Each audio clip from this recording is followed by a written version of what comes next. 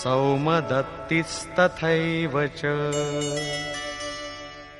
একজন স্বয়ং আপনি, অর্থাৎ দ্বৈতের আচরণরূপ দ্রোণাচার্য। ভ্রমরূপ পিতামহ ভীষ্মও আছেন। এই বিকারসমূহ ভ্রম থেকে উৎপন্ন হয়, শেষ পর্যন্ত জীবিত থাকে। তাই পিতামহ সম্পূর্ণ সেনার মৃত্যুর পরেও জীবিত ছিলেন। শরশয্যায় অচৈতন্য অবস্থাতে ছিলেন, তবুও জীবিত ছিলেন। একেই বলে ভ্রমরূপ ভীষ্ম। ভ্রম শেষ পর্যন্ত বেঁচে থাকে। এইরূপ বিজাতীয় কর্মরূপ কর্ণ এবং সংগ্রাম বিজয়ী কৃপাচার্য। সাধন অবস্থায় সাধক অন্যের প্রতি যে কৃপার আচরণ করেন, সেই কৃপাকেই কৃপাচার্য বলে। ভগবান কৃপাধাম এবং ঈশ্বর প্রাপ্তির পর মহাপুরুষের স্বরূপও তদ্রূপ। কিন্তু সাধন অবস্থায় যতক্ষণ সাধক ও পরমাত্মা পৃথক, বিজাতীয় প্রবৃত্তিগুলি সক্রিয় এবং মোহ আচ্ছাদিত। এইরূপ পরিস্থিতিতে সাধক যদি কৃপার আচরণ করেন, তবে তিনি নষ্ট ভ্রষ্ট হয়ে যান। সীতা দয়া করেছিলেন, তার পরিবর্তে তাকে কিছুকাল লঙ্কায় প্রায়শ্চিত্ত করতে হয়েছিল। বিশ্বামিত্র দয়া করেছিলেন, তাই পতিত হয়েছিলেন। যোগসূত্রকার মহর্ষি পতঞ্জলিও এই কথাই বলেছেন, তে সমাধা উপসর্গা ব্যুত্থানে সিদ্ধয়া, অর্থাৎ ব্যুত্থানকালে যোগলব্ধ শক্তি প্রকট হয়। প্রকৃতপক্ষে সেগুলি সিদ্ধাই, কিন্তু কৈবল্য প্রাপ্তির পথে এই সিদ্ধাই তত বড়ই বাধা যতটা কাম, ক্রোধ, লোভ, মোহ প্রভৃতি। গোস্বামী তুলসীদাসেরও সেই একই নির্ণয়। ছোরত গ্রন্থি জানি খগরায়া বিঘ্ন অনেক করই তব মায়া ঋদ্ধি সিদ্ধি প্রেরই বহু ভাই বুদ্ধি লোভ দিখাবহি আই। মায়া অনেক বিঘ্ন সৃষ্টি করে, শক্তি প্রদান করে, এমনকি সিদ্ধে পরিণত করে। এইরূপ সিদ্ধ সাধক যদি পাশ দিয়ে শুধু হেঁটে যান, তাহলে মরণাপন্ন রোগীও বেঁচে ওঠে। সেই রোগী যদিও সুস্থ হয়ে ওঠে, কিন্তু সাধক যদি সেটা নিজের অবদান বলে মনে করেন, তাহলে তিনি নিশ্চয়ই নষ্ট ভ্রষ্ট হয়ে যাবেন। একজন রোগীর স্থানে হাজার হাজার রোগী তাকে ঘিরে ধরবে এবং ভজন চিন্তনের ক্রম অবরুদ্ধ হয়ে যাবে। পথভ্রান্ত হতে হতে প্রকৃতির বাহুল্য হবে। যদি লক্ষ্য দূরে এবং সাধক কৃপা করেন, তবে কৃপার একার আচরণই সমিতিঞ্জয়, অর্থাৎ সমস্ত সেনাবাহিনীকে জয় করবে। এই কারণে যতক্ষণ সাধক পূর্ণতা লাভ না করছেন, ততক্ষণ এই সব থেকে সাবধান থাকা দরকার। দয়া বিনু সন্ত কসাই দয়া করি তো আফত আই, অর্থাৎ দয়া না করলে সাধু ব্যক্তি কসাইয়ের সমতুল্য, আর দয়া প্রদর্শন করলেও অধঃপতনের সম্ভাবনা। এইরূপ আসক্তিরূপ অশ্বত্থামা। জগতের অর্থাৎ জাগতিক যে কোনো বস্তুর প্রতি আকর্ষণকেই আসক্তি বলে। দ্বৈতের আচরণই দ্রোণাচার্য। এই দ্বৈতই আসক্তির জন্মদাতা। শস্ত্রধারী অবস্থাতে আচার্য দ্রোণকে বধ করা সম্ভব ছিল না, তিনি অজেয় ছিলেন। ভগবান শ্রীকৃষ্ণ বলেছিলেন, কৌরব পক্ষের একটি হাতির নাম অশ্বত্থামা। ভীম সেই হাতিটিকে হত্যা করেছে। অশ্বত্থামা মারা গিয়েছে, এইরূপ ঘোষণা করুন। এই অপ্রিয় ঘটনার কথা শুনে আচার্য মর্মাহত হয়ে শিথিল হয়ে যাবেন। সেটাই তাকে বধ করার উপযুক্ত সময়। ভীম হাতিটিকে বধ করে হত্যা করে প্রচার করেছিলেন, অশ্বত্থামা মারা গিয়েছে। আচার্য দ্রোণ ভেবেছিলেন তার পুত্র অশ্বত্থামা মারা গিয়েছে। তিনি শোকে মুহ্যমান হয়ে পড়েছিলেন। ধনুক তার হাত থেকে পড়ে গিয়েছিল। তিনি হতাশ, নিশ্চেষ্ট হয়ে যুদ্ধভূমিতে বসে পড়েছিলেন। সেই মুহূর্তে তাকে বধ করা হয়েছিল। পুত্রের প্রতি অত্যধিক আসক্তি তার মৃত্যুর কারণ হয়ে দাঁড়িয়েছিল। অশ্বত্থামা দীর্ঘজীবী ছিলেন। নিবৃত্তির শেষ মুহূর্ত পর্যন্ত বাধা দেয়।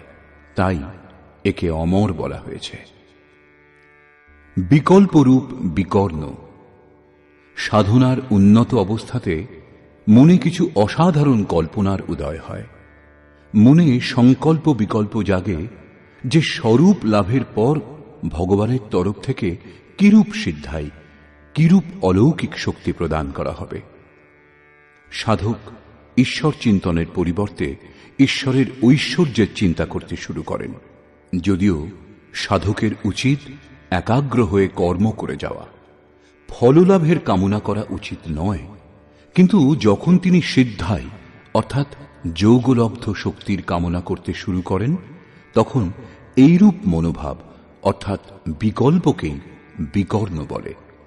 এই কল্পনাগুলি অসাধারণ, কিন্তু সাধনাতে ভয়ঙ্করভাবে বাধা দেয়। ভ্রম উৎপাদক সাহসী হল ভূরিশ্রবা। সাধনা স্তর উন্নত হলে সকলেই সাধকের প্রশংসা করতে শুরু করেন, বলে ইনি মহাত্মা, ইনি সিদ্ধ পুরুষ, দিব্য গুণের অধিকারী। তার সমক্ষে লোকপালও বিনীত হয়ে যান। এমন ব্যবহার এবং প্রশংসা দ্বারা সাধক আনন্দের আতিশয্যে পথহারা হন। এইরূপ শ্বাসকেই ভূরিশ্রবা বলা হয়। পূজ্য গুরুদেব বলতেন, সমাজ যদি পুষ্পবৃষ্টি করে, প্রশংসা করে, বিশ্ববন্দ জগৎগুরু বলে, তোমার তাতে কিছু লাভ হবে না, শুধু কান্নাকাটি করতে থাকবে। কিন্তু যদি ভগবান তোমাকে সাধুর আখ্যা দেন, তবে সর্বস্ব লাভ করবে। সমাজ বলুক অথবা নাই বলুক, তুমি সর্বস্ব লাভ করবে। এইরূপ প্রশংসাতে অভিভূত হওয়াকেই ভ্রম উৎপাদক শ্বাস অর্থাৎ ভূরিশ্রবা বলে। অত্যধিক প্রশংসার ফলে সাধনার হ্রাস হয়। অতএব ভ্রম উৎপাদক শ্বাসই হল ভূরিশ্রবা। সংযমের স্তর উন্নত হলে পরে যে বিকারগুলি বাধা দেয়, এগুলি তাদেরই নাম। আসক্তিরূপ অশ্বত্থামা, বিকল্পরূপ বিকর্ণ এবং ভ্রমপূর্ণ শ্বাস ভূরিশ্রবা। এরা সকলেই বহির্মুখী প্রবাহের নায়ক।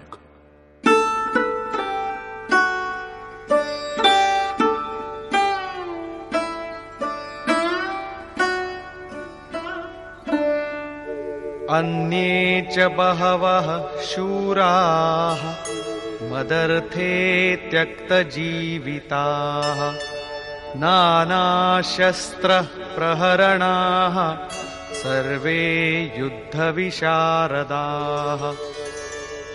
আমার জন্য প্রাণ দান করতে কৃত সংকল্প অন্যান্য অনেক শূরবীর অস্ত্রে শস্ত্রে সজ্জিত হয়েছেন। সকলেই আমার জন্য প্রাণ দান করতে সংকল্পবদ্ধ, কিন্তু এদের কোনো নির্দিষ্ট সংখ্যা পরিগণিত হয়নি। এখন কোন কোন সেনা কি কি ভাব দ্বারা সুরক্ষিত তা বলছেন। অপর্যাপ্তম তদস্মাকম বলম ভীষ্মাভিরক্ষিতম পর্যাপ্তম ত্বিদমেতেষাম বলম ভীমাভিরক্ষিতম।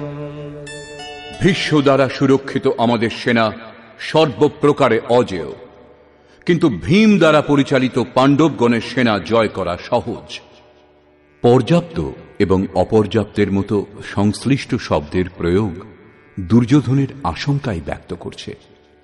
অতএব দেখতে হবে যে ভীষ্ম কোন সত্তা যার উপর কৌরব সেনা নির্ভরশীল, এবং ভীম কোন সত্তা যার উপর অর্থাৎ যে দৈবী সম্পদের উপর সম্পূর্ণ পাণ্ডব নির্ভরশীল।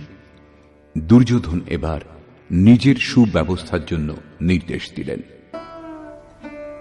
अयनेषु च सर्वेषु यथा भागमवस्थिताः भीष्ममेवाभिरक्षन्तु भवन्तः सर्व एव हि।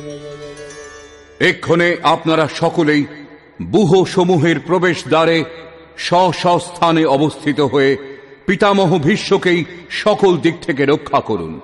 যদি ভীষ্ম জীবিত থাকেন তাহলে আমরা অজেয়, সেই জন্য আপনারা সকলে পাণ্ডবগণের সঙ্গে যুদ্ধ না করে কেবল ভীষ্মকেই রক্ষা করুন। কেমন যোদ্ধা ছিলেন ভীষ্ম, যিনি স্বয়ং নিজেকে রক্ষা করতে অক্ষম? কৌরব সেনাকে তার রক্ষার ব্যবস্থা করতে হচ্ছিল। এটা কোনো বাহ্য যুদ্ধ নয়, ভ্রমই ভীষ্ম। যতক্ষণ ভ্রম বিদ্যমান ততক্ষণ বিজাতীয় প্রবৃত্তিগুলি অর্থাৎ কৌরব অজেয়।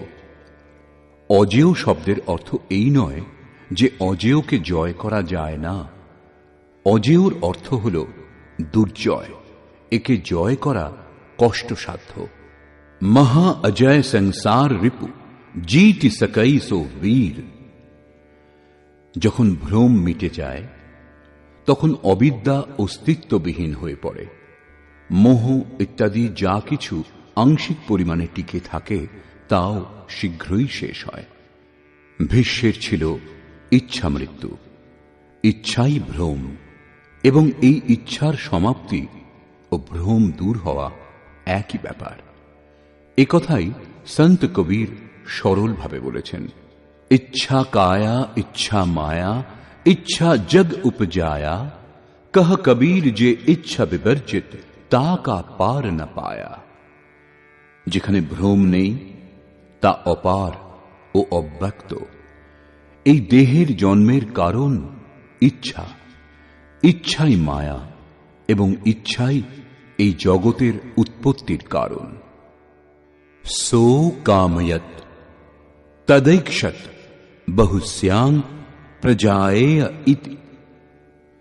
কবির বলেছেন, যিনি সর্বপ্রকার কামনা রহিত, তিনকা পার না পায়া। তিনি অপার, অনন্ত, অসীম তত্ত্ব উপলব্ধি করেন। यो कामो निष्काम आप्तकाम आत्मकामो न तस्य प्राणा उत्क्रामन्ति ब्रह्मैव सन् ब्रह्मप्येति। যিনি কামনা রহিত, আত্মাতে স্থির আত্মস্বরূপ, তার কখনো পতন হয় না, তিনি ব্রহ্মে একীভূত হন। সাধনের আরম্ভে ইচ্ছাগুলি অনন্ত হয়। এই অনন্ত ইচ্ছার শেষ হতে হতে অবশেষে পরমাত্মা প্রাপ্তির শেষ ইচ্ছা বাকি থাকে। যখন এই ইচ্ছাও পূর্ণ হয় তখন ইচ্ছার বিলুপ্তি ঘটে। যদি এর থেকেও শ্রেষ্ঠ কোনো বস্তুর অস্তিত্ব থাকত তাহলে তা লাভ করার ইচ্ছা অবশ্যই জেগে উঠত। যখন এর চেয়ে শ্রেষ্ঠ কিছু নেই তখন ইচ্ছাও সমূলে বিনষ্ট হয়, এবং ইচ্ছার বিলুপ্তির সঙ্গে সঙ্গে ভ্রমও নাশ হয়। একেই ভীষ্মের ইচ্ছা মৃত্যু বলে। এইভাবে ভীষ্ম দ্বারা সুরক্ষিত আমাদের সেনা সর্বপ্রকারে অজেয়। যতক্ষণ ভ্রম দূর না হয় ততক্ষণ অবিদ্যা সক্রিয় থাকে। ভ্রম দূর হলে অবিদ্যা ক্রিয়াহীন হয়ে যায়। ভীম দ্বারা পরিচালিত এদের সেনাকে জয় করা সহজ। ভাবরূপী ভীম, ভাবে বিদ্যতে দেবঃ। ভাবে সেই ক্ষমতা আছে যা অবিদিত পরমাত্মাকেও প্রত্যক্ষ করতে সাহায্য করে। ভাববস্য ভগবান সুখ নিধান করুণা আয়ন। শ্রীকৃষ্ণ একেই শ্রদ্ধা বলেছেন। ভাবের সাহায্যে ভগবানকেও বশ করা সম্ভব। এর দ্বারাই পুণ্যময় প্রবৃত্তিসমূহের বিকাশ হয়। এই ভাব পুণ্যের সংরক্ষক এবং এত বলবান যে পরম দেব পরমাত্মাকেও গোচরে এনে দেয়। অন্যদিকে অতি কোমলও। আজকের ভাব কাল অভাবে বদলাতে দেরি লাগে না। আজ আপনি বলছেন যে মহারাজজি খুব ভালো, কাল হয়তো বলবেন না, আমি দেখেছি মহারাজজি ক্ষীর খান। ঘাস পাত যে খাত হ্যাঁ তিনহি সতাওই কাম, দুধ মলাই খাত যে তিন কি জানে রাম। অর্থাৎ তৃণভোজীদেরও কাম তাড়না দেয়। যারা দুধ মালাই খান ঈশ্বর তাদেরই স্মরণ দেন। ইষ্টের আচরণে লেশমাত্র ত্রুটি বোধ হলে ভাব টলে ওঠে। পুণ্যময় প্রবৃত্তিসমূহ বিচলিত হয়। ইষ্টের সঙ্গে যে সম্বন্ধ তা ছিন্ন হয়।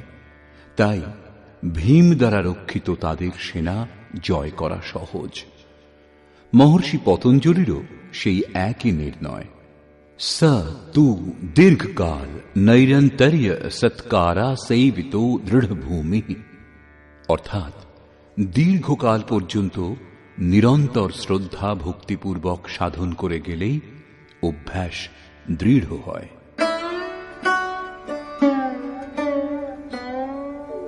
তস্য সঞ্জনয়ন হর্ষম কুরু বৃদ্ধঃ পিতামহঃ সিংহনাদম বিনদ্যোচ্চৈঃ শঙ্খম দধ্মৌ প্রতাপবান। এই প্রকার সকলেই নিজেদের শক্তি নির্ণয় করে শঙ্খধ্বনি করলেন। এই শঙ্খধ্বনি হল পাত্রের পরাক্রমের ঘোষণা। যুদ্ধ জয়ের পর কোন পাত্র আপনাকে কি দেবে? কৌরবগণের মধ্যে বৃদ্ধ প্রতাপবান ভীষ্ম দুর্যোধনের হৃদয়ে হর্ষ উৎপন্ন করে উচ্চৈঃস্বরে সিংহনাদের সমান ভয়প্রদ শঙ্খ বাজালেন। সিংহ প্রকৃতির ভয়াবহ দিকের প্রতীক। ঘোর জঙ্গলের নীরব স্থানে নির্জনে সিংহের গর্জন যদি কানে আসে, তাহলে দেহের লোম খাড়া হয়ে যাবে, ভয়ে হৃদয় কাঁপতে শুরু করবে, যদিও সিংহ থেকে আপনি বহু দূরে।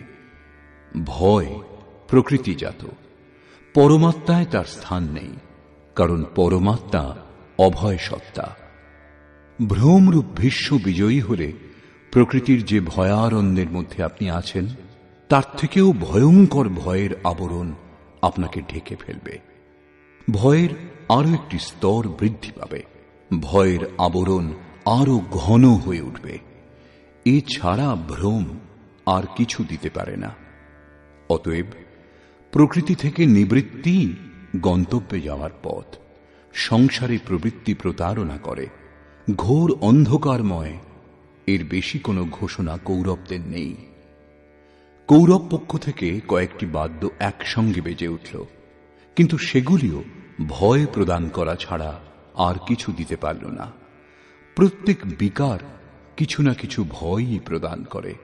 সেজন্য তারাও ঘোষণা করলেন, ততঃ শঙ্খাশ্চ ভৈর্যশ্চ পণবানক গোমুখাঃ সহসৈবাভ্যহন্যন্ত সশব্দস্তু মূলোऽভবৎ।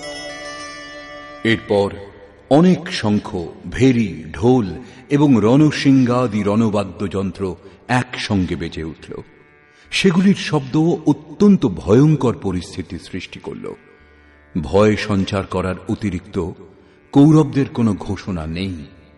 বহির্মুখী বিজাতীয় প্রবৃত্তি সফল হলে মোহরূপ অন্ধকার আরো ঘন করে দেয়।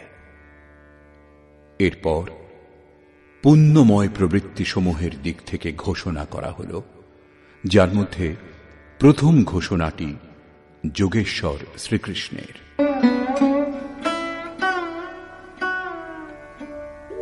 ততঃ শ্বেতৈর্হয়ৈর্যুক্তে মহতি স্যন্দনে স্থিতৌ মাধবঃ পাণ্ডবশ্চৈব দিব্যৌ শঙ্খৌ প্রদধ্মতু। অতঃপর শ্বেতাশ্বযুক্ত, অর্থাৎ যাতে বিন্দুমাত্র কালিমা বা দোষ ছিল না, শ্বেতবর্ণ সাত্ত্বিক এবং নির্মলতার প্রতীক, মহতি স্যন্দনে উত্তম রথে উপবিষ্ট যোগেশ্বর শ্রীকৃষ্ণ এবং অর্জুনও অলৌকিক শঙ্খ বাজালেন। অলৌকিকের অর্থ লোকাতীত। মৃত্যুলোক, দেবলোক, ব্রহ্মলোক, জন্ম মৃত্যুর ভয় যত দূর পর্যন্ত, সেই সমস্ত লোকের অতীত পারলৌকিক, পারমার্থিক স্থিতি প্রদান করার ঘোষণা যোগেশ্বর শ্রীকৃষ্ণ করলেন। সোনা, রূপ অথবা কাঠের রথ ছিল না, সেই রথ অলৌকিক ছিল, সেই শঙ্খ অলৌকিক ছিল। অতএব ঘোষণাও অলৌকিক। একমাত্র ব্রহ্মলোক সমস্ত লোকের ঊর্ধ্বে স্থিত। সরাসরি ব্রহ্মলোকের সঙ্গে সম্পর্ক স্থাপন করাবার ঘোষণা করলেন। কি রূপে তিনি এই স্থিতি প্রদান করবেন।